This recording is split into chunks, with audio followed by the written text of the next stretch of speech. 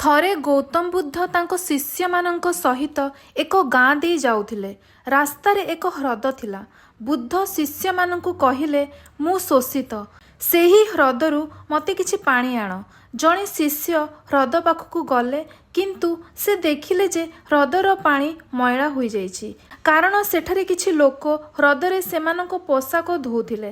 ସେ ଫେରିଆସି ବୁଦ୍ଧଙ୍କୁ କହିଲେ, ସ୍ୱାମୀ, ପାଣି ବହୁତ ମଇଳା, ମୁଁ ଆପଣଙ୍କୁ ଦେଇପାରିବି ନାହିଁ।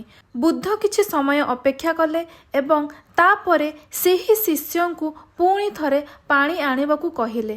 ଶିଷ୍ୟ ପୁଣି ହ୍ରଦ ପାଖକୁ ଗଲେ ଏବଂ ଦେଖିଲେ ଯେ ଏଥର ପାଣି ସମ୍ପୂର୍ଣ୍ଣ ସଫା ଏବଂ ନିର୍ମଳ। ସେ ପାଣି ନେଇ ବୁଦ୍ଧଙ୍କ ପାଖକୁ ଆସିଲେ। ବୁଦ୍ଧ ଶିଷ୍ୟଙ୍କୁ କହିଲେ, ଦେଖ, ପାଣିକୁ ସଫା ହେବା ପାଇଁ କିଛି ସମୟ ଦେବାକୁ ପଡ଼ିବ। ଯଦି ତୁମେ ଧୈର୍ଯ୍ୟ ରଖି ଅପେକ୍ଷା କର, ତେବେ ତାହା ସଫା ହେବା ପାଇଁ ସମୟ ପାଇବ।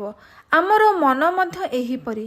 ଯେତେବେଳେ ଏହା ଅଶାନ୍ତ ହୁଏ, ଆମେ କିଛି ଧୈର୍ଯ୍ୟ ରଖିବା ଉଚିତ ଏବଂ ଏହାକୁ ଶାନ୍ତିରେ ଶାନ୍ତ ହେବାକୁ ଦେବା ଉଚିତ।